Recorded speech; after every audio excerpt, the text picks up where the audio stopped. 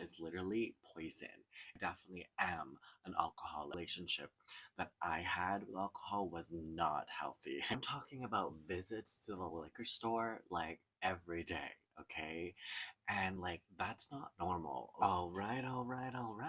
Welcome back to another episode of Life Sober and Shit. I haven't been here, okay? This is where I talk about some shit, the awakening, whatever, my bliss, my peace. Anyway, this is where it's happening, okay?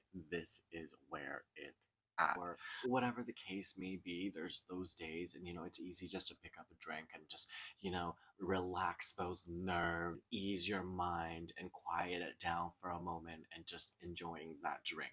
Really, that's why people drink, right? To kind of unwind and relax. So it's a relationship you have with alcohol. I'm talking about visits to the liquor store like every day. My routine would be like work and then going to the liquor store, and then you're grabbing a bottle of wine, and usually I would do like a tall can of like some sort of like craft beer. That would be my thing like every night, okay? Red wine. But depending, also, I don't really drink red wine in the summertime, depending. But red wine definitely throughout, like the winter, like kind of fall seasons, definitely red wine. That was my thing.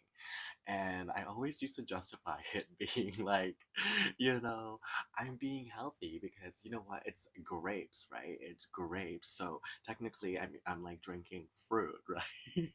Just stupid shit like that. And I used to say things like, some people take medications or gravel or whatever, and or NyQuil, to go to bed. I take wine, and that's my choice.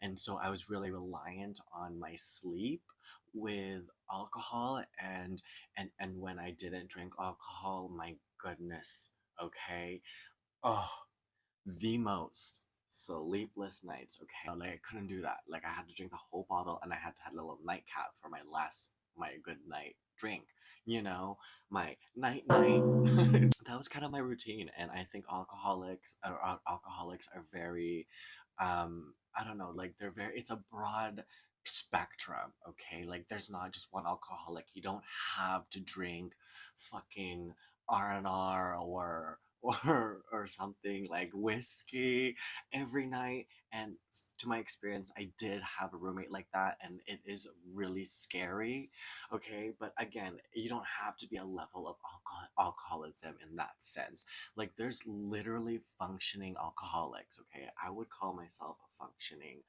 alcoholic, functioning to the day-to-day things like a schedule or whatever, right? But the bare minimum, okay? Literally the bare minimum. When you're hungover, you're like, you don't feel hungover. Like I always thought I never felt hungover because I never really did, but there was always this kind of drowsy cloud over my head, and kind of just like, a little bit slower, and you know what I mean, like just not really there, almost like tuned out, almost like really just blocked from everything. I'm literally not here to like convince anybody to like stop drinking or anything like that.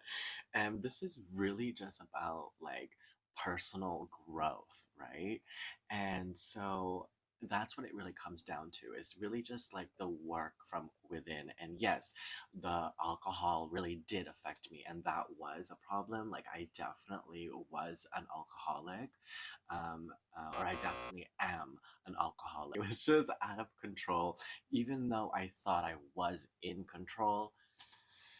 Girl, you better think twice, honey, because you are a disaster, because I definitely was. When I was drinking, like, it was like, it's very excessive. Like, just the way I drank, even the way I partied, like, it was just a disaster. Like, I was literally Hurricane Katrina coming through, okay? Like, the day after, when you have like a night out and you kind of go through all the memories that you can possibly remember from the night before, anything you could possibly, and there's like this feeling of just like oh, like ick, like yo, like just a feeling of like shame and just like embarrassed, like, oh, like what have I done? What have I done? Like I've had many of those. When I was like drinking consistently, like almost every night, actually every day pretty much, like almost, okay, there was days, there was breaks in between, um but it still doesn't change the fact that I was an alcoholic, even if I could just go for 2 days, 1 week, 2 weeks, okay. That just wasn't it for me, okay. It is a relationship. What I realized and being sober that I wouldn't have realized in many situations. Well, for example, like a blissful moment, like I won't be able to have these like these moments of like gratefulness and like bliss, like just natural bliss, just like I don't know, like just appreciation for like just the connection. I would never have that, first of all, okay. But I also wouldn't have realized, again, like back again to like the potential and the things that I have and the things that like I can have, or it's like we're actually so limitless. And one thing I've kind of struggled with, especially in the beginning when I got sober. You all of a sudden you have all this time, right? And you're like, what do I do with it? Like, what do I do with this time? And you kind of figure out, like, okay, like I'm gonna try to create a schedule. And of course, you do try to create a schedule, but you don't know what to fill it with, right? And that's what it was so hectic at first for me. But when I started learning to realize that it's kind of like bringing yourself back. For me, like it's like handwriting, okay? So like in the Philippines, like we are taught to like do handwriting. So I haven't spelled like in handwriting in forever. So every time I write in my journal, I literally handwrite it and it makes me feel so good. And when I go to write like a bubble like letters, it's like kind of awkward. I'm like, this is way too much more effort, you know? And so I'm kind of getting used to just like practicing the handwriting in my journal, and it's becoming more of like a natural thing, right? And so anyway, when you get bored, sorry, going back, okay, so I get so distracted, you guys, like I literally have ADD and I can have 10 conversations in one setting, okay? So you got to keep up with me. You got to keep up, okay? But anyway, so when you're bored and finding like yourself again, so essentially it's like rediscovering who you are. So like really taking yourself, this is how I think about it. Like, you know how kids are so like fearless and they're just like wanderers of the world. They're like everything just amuses them. Like take yourself there, and you can't take yourself there. Honestly, you really can't if you don't want it. Like if you don't seek it, right?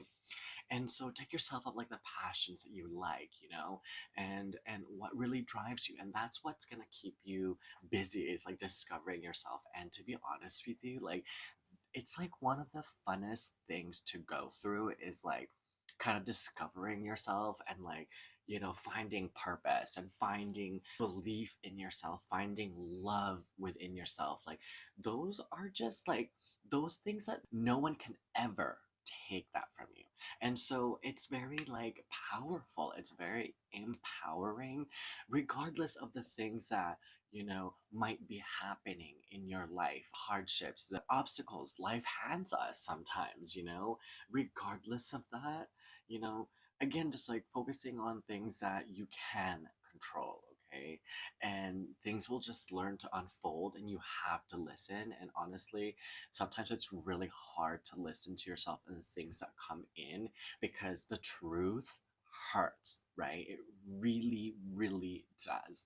And I'm not gonna lie, like there's so many truths sometimes in me, that I'm like, oh fuck, like I don't want to deal with that shit, right? Like I don't want to deal with that right now, you know. And you have to be honest with yourself, and you have to kind of just prepare yourself for those conversations and those messages that come through, because they can be very, very in your face, right? But you have to just face them, and face them to your pace, okay? You don't rush into things and don't overload your things with too many things, because for me and my experience, when I did that, like I overloaded myself with so much all at once. I like became a completely new person, like a 3 fucking 60, okay? A 360, okay, in like 24 hours. And girl, I did not last long, okay? We want to be able to sustain longevity here, okay? Longevity, okay? That's the goal. Definitely just taking it day by day. Like that is literally how I have to deal with it.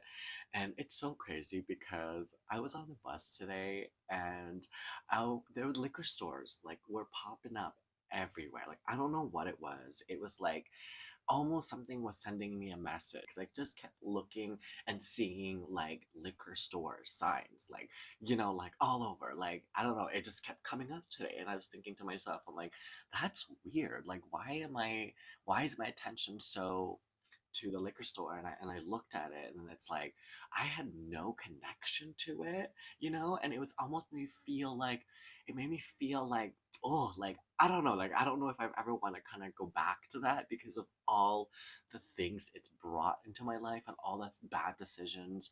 Yeah, it was fun. It can be fun. You think you're having fun or whatever you're doing, girl, that you think you're having fun, okay?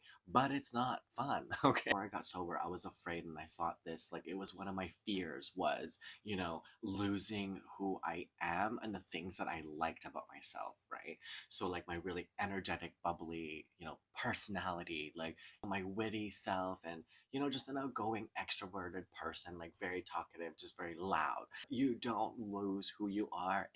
Anything, if anything, it can literally just bring you just like pure joy and pure insight and pure being, and like just being here with like yourself. It's a testament of like all, how alcohol is literally poison. And if for whoever is listening out there, and if anyone is listening out there, okay, or anyone, I encourage like whoever is listening to send me your story, or your experiences, a site of enlightenment, of like growth, personal growth that you're proud of. I really want to hear that. And if you're feeling alone, you're not alone, because I am here with you. If you made it this far, thank you so much for listening, watching. If you haven't already, subscribe, hit the like button, and hit the notification button for the next one. And we'll see you on the next one. Like the worst outro ever, girl. Ugh. And show me some love, okay? Give me some sugar, honey, okay? Sugar with no daddy. Just kidding. But for real though, maybe a sugar daddy too. Maybe a daddy too.